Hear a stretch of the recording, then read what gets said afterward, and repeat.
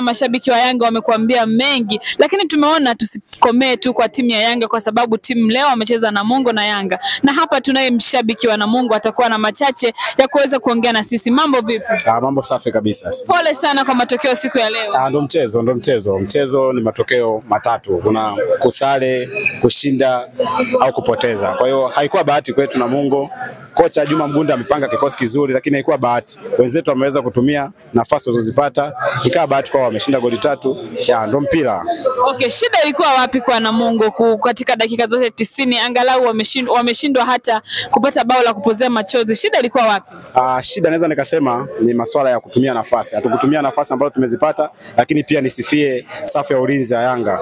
Akiwepo Kibwana, Jobu Mwamnyeto pamoja na Kibabage walikuwa ni vizuri sana katika kuzuia mipira ya juu. Ndio maana unaona hata alivyoingia Medi Kagere dakika ya 30 ikawa ni ngumu pia kupata nafasi kwa sababu walikuwa na safu ya ulinzi ambayo ni nzuri.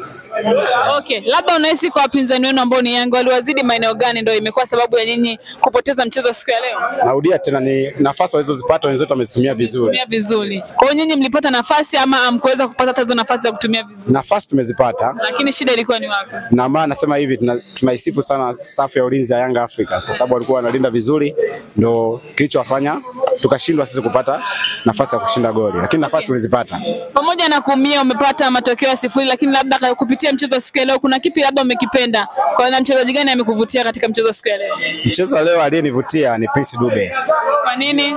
Kuna mbio za ushindani katika masuala ya ufungaji bora. Leo amepata goli lake, amepata goli ambayo imemsogeza, amekuwa na goli ya 13 leo. Kwa hiyo amenivutia jinsi wachezaji wake. Umeona kipindi cha pili amekuja ametolewa, lakini alikuwa anaonyesha effort na kutafuta magoli zaidi. Ndiyo. Okay, shukrani sana. Labda unahisi kwa ushindi wa leo Yanga anaweza kafika wapi? Wewe kama shabiki wa Namungo. Kuna upinzani katika swala la kubeba ubingwa. Kwa hiyo nawapongeza Yanga. Pointi 3 leo ilikuwa ni muhimu sana. Walikuwa na pointi 70. Leo wameshinda magoli 3 na pointi 3. Kwa hiyo wanakuwa na magoli pointi 73. Pointi 73 inawasaidia sana. Na imebaki michezo miwili kama unavyojua. Kwa hiyo kuna upinzani mkubwa sana katika swala. Kwa mpaka sasa bado hatujajua nani ataondoka na ubingwa na nani atabaki. Ligi bado ya moto. Michezo bado miwili, ndio kwa mara ya kwanza. Michezo bado miwili lakini ligi bado, bingwa hajatabirika ni nani. Ndio. Okay, asante sana, nikushukuru sana. Ya Simba na Yanga ambayo Yanga wanakataa kucheza. Hapana, sio kwamba wanakataa kucheza. Kila kitu kina process. Kama ulivyofuatilia unajua kabisa kuna makosa. Tuwezi kusema ni wapi wamekosea, ni Yanga au bodi ya ligi hatujui.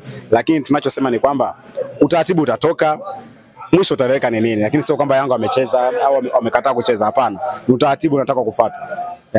Okay, asante sana. Na shukrani sana.